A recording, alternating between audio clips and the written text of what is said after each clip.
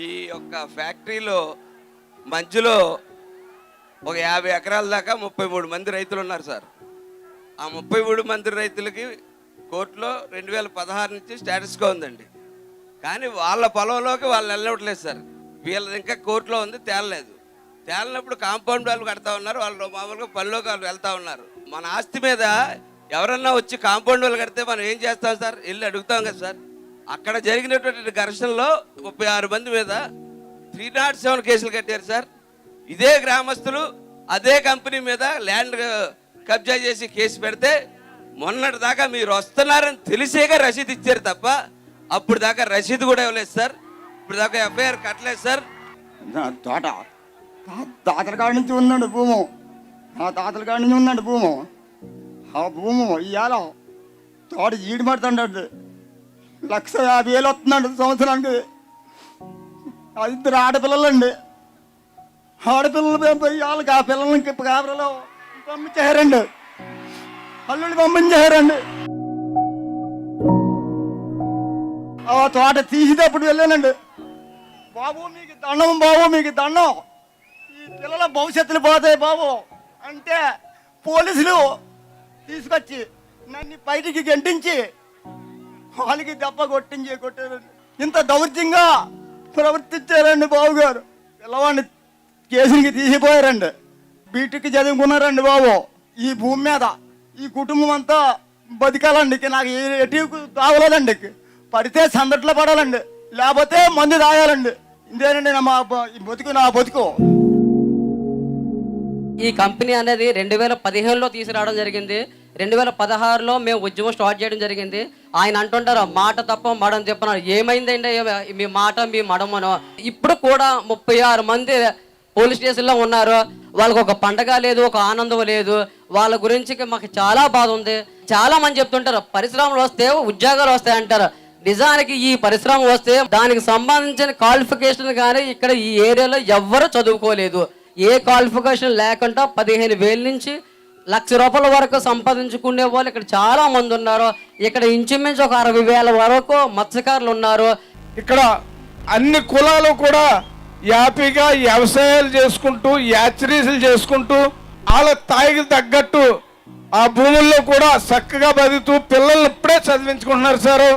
ఈ ప్రాంత ప్రజలంతా కూడా ఒక అందంగా తీర్చిదిద్దుకునే సమయంలో ఈ దివ్యసిని తెచ్చిపెట్టాడండి చంద్రబాబు నాయుడు. 45 రోజులు అడవుల్లో దాక్కున్నాను నేను ఒక దొంగలాగా. ఈ ఫ్యాక్టరీ వద్దన్నందుకు ఆ రోజు చంద్రబాబు నాయుడు టైంలో. అప్పటి నుంచి అలాగా ఈ కుర్రలను అంటేసుకుండి ధైర్యం చెప్పుకుంటూ ఓ పూట తిన్నా తినకపోయినా మనం ఏదో రంగు ఇది బయటకు పంపాలని పోరాటం చేస్తూ ఉండగా జగన్మోహన్ రెడ్డి గారు ఇక్కడికి రాను పెద్ద హామీ. ఆ రోజు కూడా ఆయనతో నేనే స్వయంగా స్టేజ్ మీద మాట్లాడాను, చెప్పాను, ఇక్కడ బాధ అంతా చెప్పాను.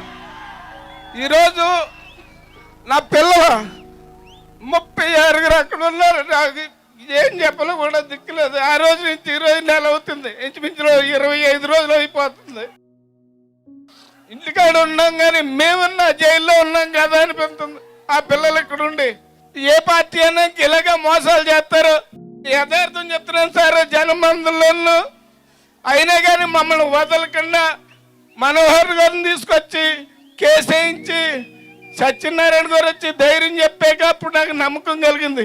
వైజాగ్ తీసుకెళ్లారు సొంత ఖర్చులతోటి, అక్కడ అన్ని చేయించి అప్పుడు మేము ఒక రకమైన ధైర్యం పడ్డాం. ఒక 10 సంవత్సరాలు బట్టే బాగుంది. మేము కడుపు నిండా అన్నం తినలేదు, ఇప్పుడు రకాను ఇప్పుడు తింటున్నాం అందంగా. మా పిల్లలు చదువుకుంటున్నారు. గంటికూడు, సోడుకూడు, జొన్నకూడు తప్ప మాకు ఒర్రెన్నో తెలుసు. దీన్ని బద్దలు కొట్టేయాలనేది ప్లాన్ వెళ్ళదు. సగం చచ్చిపోయి సగం బతుకుండే మాట్లాడుతున్నాం. మీరంతా కూడా గమనించి ఈ మా యొక్క బాధని రాష్ట్రంలో వినిపిస్తారని జగన్మోహన్ రెడ్డికి ఆ చెవిలో ఉండి దూదన్న బయటకు తీస్తారని మరి కోరుకుంటూ, మరి ఎన్నో పనులు చంద్రబాబు నాయుడు చేసి ఆపేస్తున్నాడు. మరి స్వయంగా ఆయన వచ్చి బంగాళాఖాతంలో కలిపేస్తానన్నాడు. మరి బంగాళాఖాతంలో మమ్మల్ని కలిపేస్తున్నాడు. ఈ జిల్లాకి డెవలప్మెంట్ ఏమి చేయక్కర్లేదు గవర్నమెంట్. మాకు వదిలేస్తే ఇక్కడ ప్రజలే సొంతంగా డెవలప్ చేస్తారు. దయచేసి జగన్మోహన్ రెడ్డి గారు ఆలోచించుకోకపోతే ఉద్యమం ఆగదు. ఆ రోజే చెప్పాం మా పెద్దలకి, మేము 10 మంది నిజం నిర్ణయించుకున్నాం. మా పిల్లల కోసం మేము సాగుకు తెగించి ఏ రోజైనా 10 మంది అక్కడే చచ్చిపోదాం, 10 మంది చచ్చిపోతే ఫ్యాక్టరీ పోతాయి అనే నిర్ణయంతో ఉన్నాం. ఓపిక కడుతున్నాం. మా సహనం ఇంకా చచ్చిపోయే టైంకి వచ్చినప్పటికి మేము అక్కడ బలిదానానికి సిద్ధం. మరి మాట తిప్పను మనం తిప్పను అన్న పెద్ద మనిషి నేనే సొంతంగా ఆ రోజు ఆయనతో మాట్లాడింది. మరి నేను మీ అందరి ద్వారాగా మళ్ళీ అడుగుతున్నాను, నువ్వు మాట తిప్పనన్నావు, మమ్మల్ని ఈ రోజుకి మరి ఏడిపించున్నారు. మరి ఇప్పటికన్నా దీన్ని ఉపసంహరించుకుంటే పర్వాలేదు, లేదంటే ఉద్యమం ఏ రూట్లో వెళ్తుందో మాకే తెలీదు. ఈ డివిస్ కంపెనీ అన్నది ఈ ప్రాంతంలో పెడుతున్నారు. ఇప్పుడు గతంలో భీమిలి దగ్గర చిప్పాల దగ్గర పెట్టున్నారండి. అక్కడ మత్స్యకార గ్రామాలు 16 గ్రామాలు ఈ రోజున ఏ రకమైన మత్స్య సంపద లేకుండా అనారోగ్యాలతో చంటి పిల్లలు కూడా చనిపోతున్నారండి.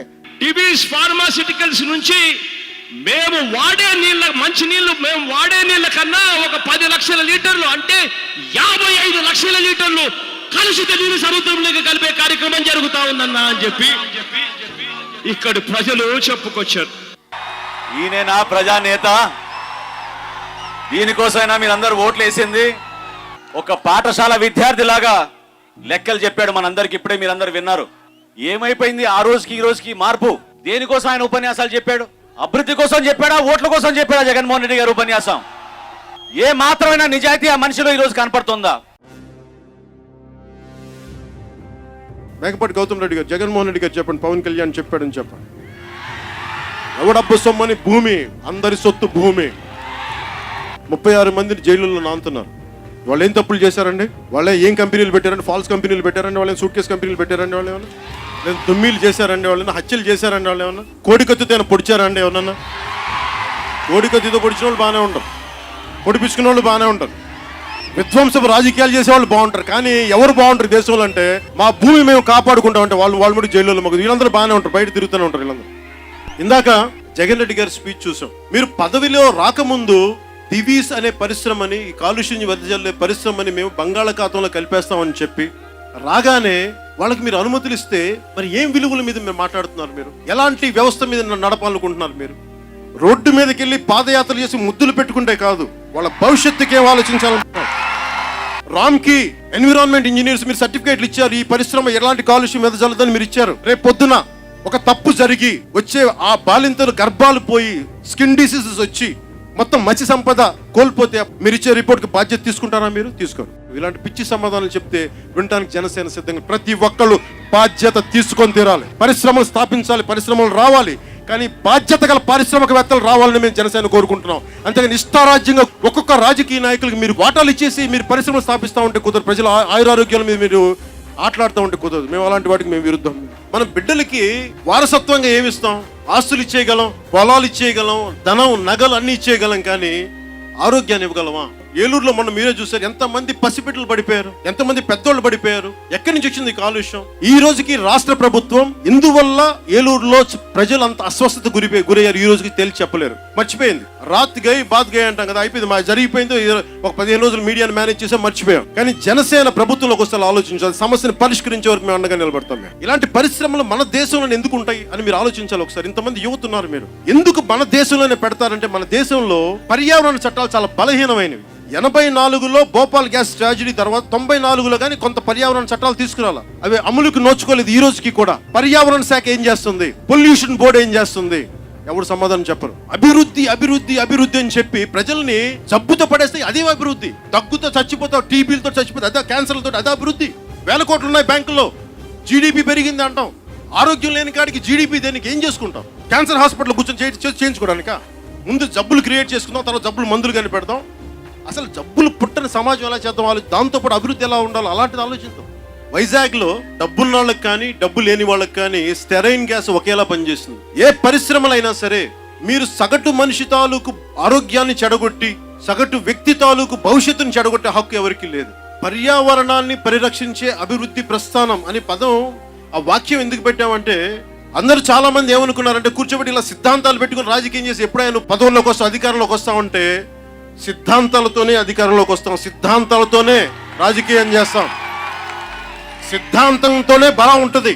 పర్యావరణాన్ని పరిరక్షించే అభివృద్ధి ప్రస్థానం అంటే పరిశ్రమలు రావాలి, వాళ్ళకి అండగా ఉండాలి. కానీ కాలుష్యాన్ని మీరు తీసుకెళ్లి సముద్ర జలాలు వదిలేస్తాం, లేదంటే మిగతా భూమిలో కలిపేస్తామంటే ఒప్పుకోవడానికి మేము సిద్ధంగా లేం. వైసీపీ అని కాదు, అంతకుముందు ఉన్న టీడీపీ అని కాదు, ఎందుకు వీళ్ళకి ఇంత నిర్లక్ష్యం ప్రజలంటే అని ఒకసారి మీరు ఆలోచించాల్సింది.